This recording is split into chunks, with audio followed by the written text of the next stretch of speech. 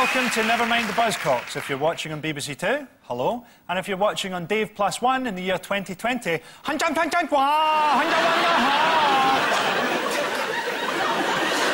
on Phil's team tonight. Goldie's autobiography is called 9 Lives, which is a stupid title for a man with a dog's name. It's Goldie.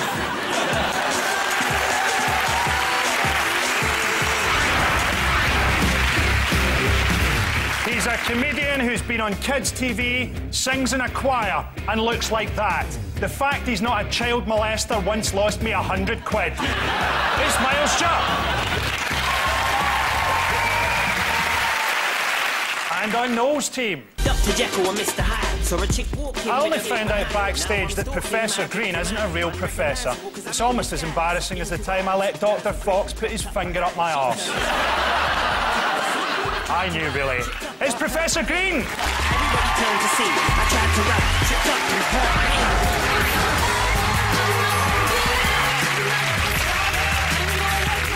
As a member of Destiny's Child, she's one of the most famous and beautiful women in the world's friend. Please welcome Michelle Williams!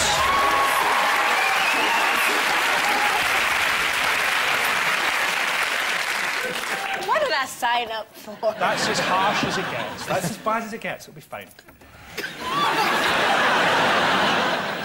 You said that and I got hit for it. Are you sure you didn't get hit for looking like a bisexual Doctor Who? So we begin with Sorry, No Refunds. Phil, Goldie and Miles, look at this. They've filled more stadiums than Hurricane Katrina. They're regularly voted the greatest live band in the world, which is ironic, as we'd all rather see them dead. It's Muse.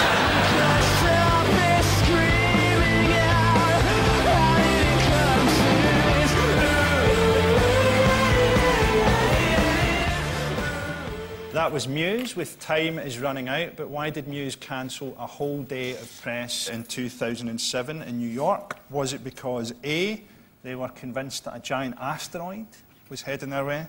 B, Matt Bellamy has a theory that all journalists are descended from lizards? Or C, Matt Bellamy lost his voice in a shouting contest? This is a very difficult question you've opened with, Frankie. I mean, Well, get used to it, bitch. I can see what sort of mood you've turned up in tonight, Frankie. And now we know why you didn't get blockbusters. The sound of Angry Devon, I believe, Muse. Yeah. Are they into their conspiracy theories in the West Country? Big time. Yeah? It'll be the lizards, that will be. Definitely be the lizards. So, really? He's very paranoid, isn't he, Bellamy, from Muse? He's into white flag terrorism. Well, not into it. He believes that it is carried out regularly. I'm not suggesting that he's responsible for any of the atrocities that have been committed on our island in the last, let's say, 5 to 6 years. I think I'm right in saying he believes that Osama bin Laden is a robot paid for and built by the CIA. And do you think that's a realistic theory, or was he abused on acid as a child?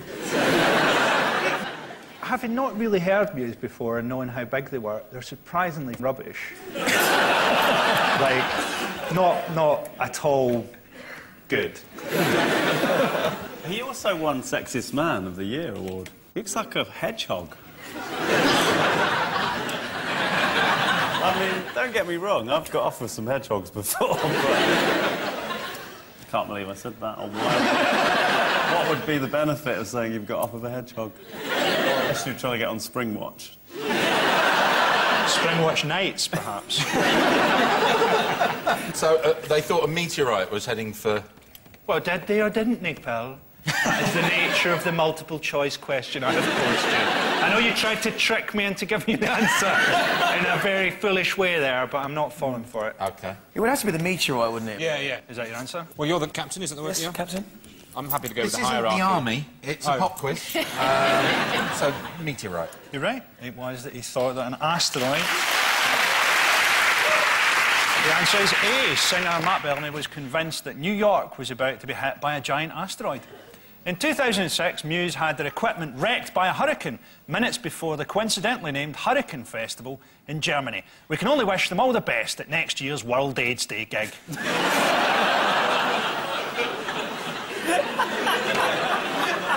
Muse were recently awarded an honorary doctorate from the University of Plymouth. A degree from the University of Plymouth. That's like being given a cake by someone who has visible eczema.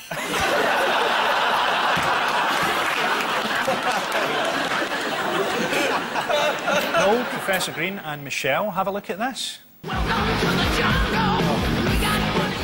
This is Axl Rose in the days before I'm a Celebrity, when Welcome to the Jungle was a rock anthem rather than the announcement that you have type 4 career cancer.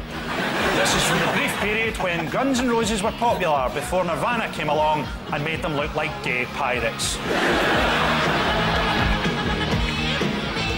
That was Guns N' Roses with Welcome to the Jungle. It was shite. But why did Axl Rose keep fans waiting for over an hour at 2010's Reading Festival?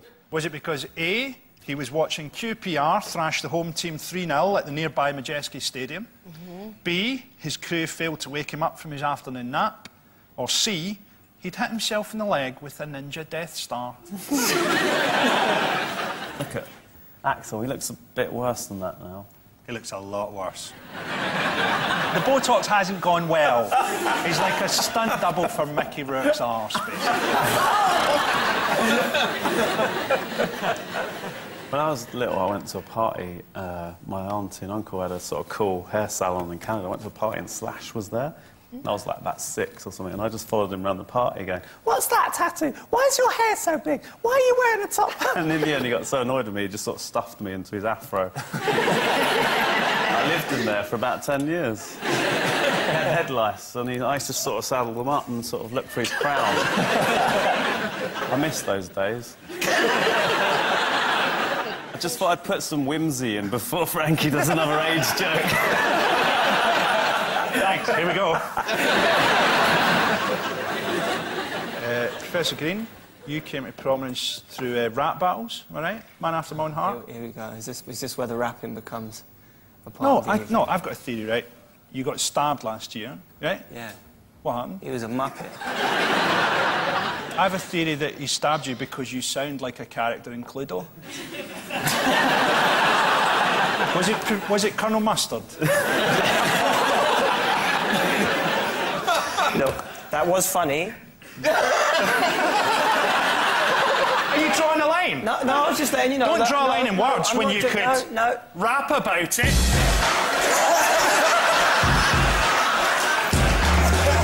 That was funny and there's no question, but I'm not leaving because I'm not Preston.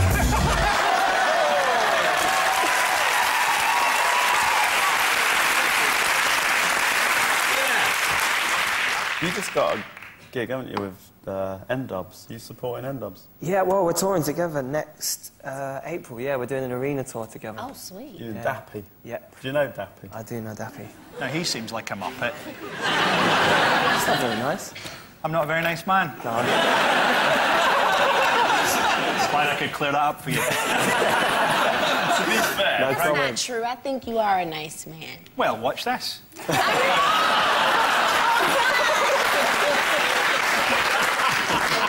I read, Michelle. To be honest, I've done some corporate shows that have gone badly in my time. But I think this will be a new low. So we have to answer why Axl Rose did what he did. God bless you for getting this quiz back on track. What did he do? Throw a ninja star in his own... Ninja star to the leg. In He his couldn't be shins. woken from a nap or went to the football. He is a linesman, I know that, so he might have gone to the foot.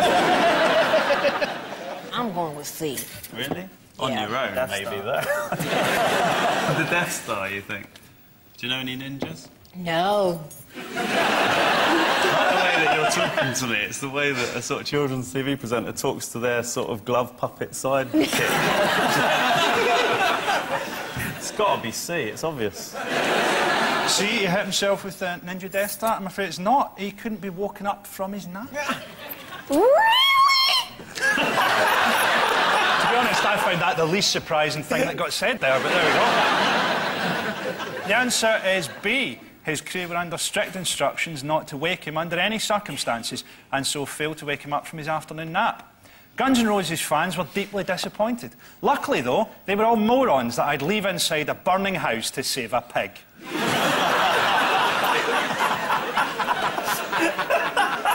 Similarly, an app led to Cheryl Cole being late for a gig recently when she couldn't wake up the man who presses play.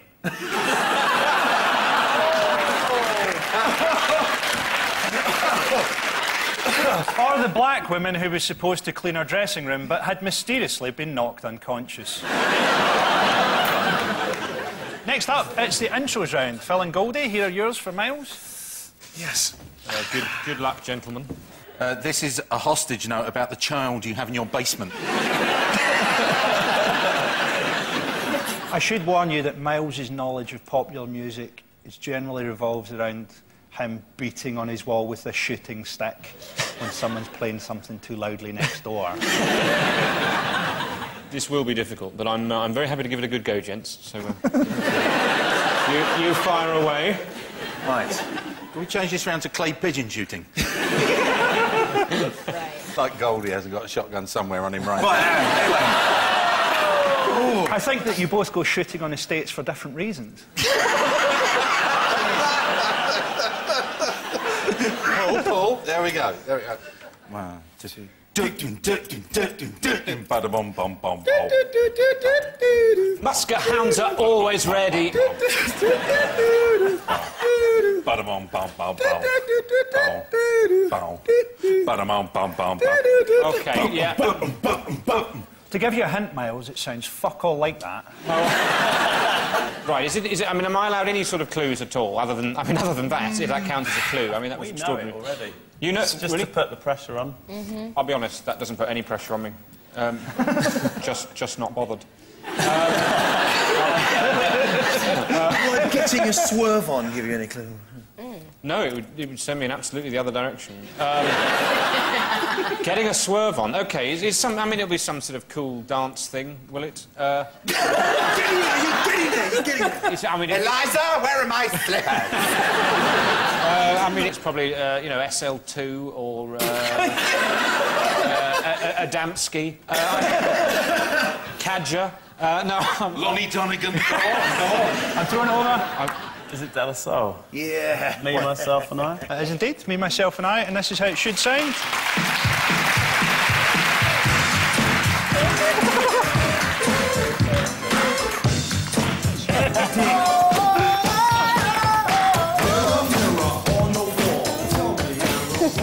No, I mean, it's clearly a lovely song. I'm surprised it's not more popular. Next one. I've got a good feeling about this one. Okay. 1, 2, 3, 4. Dum dum da da da da dum dum da da da da dum dum da da da da dum dum. Dum dum da da da da dum dum da da da da dum dum da da da da dum dum da da da dum. If my brain was wired up to a machine now, it would be flatlining. Miles, you were staring blankly like a horse that had been asked to book a holiday.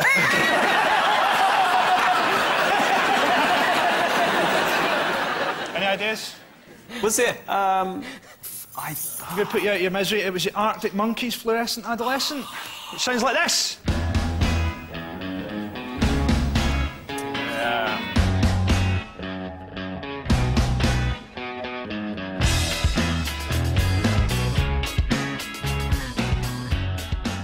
That was the Arctic Monkeys with Fluorescent Adolescent. People give Alex Turner and Alexa Chung a hard time, but I think that they'll still be around in 20 years. Her surname keeping them safe during the waves of Chinese genocide.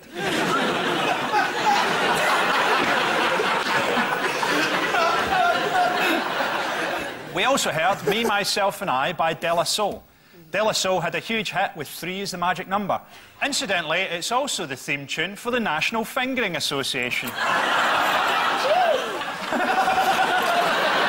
I thought this was a hearty, wholesome family show.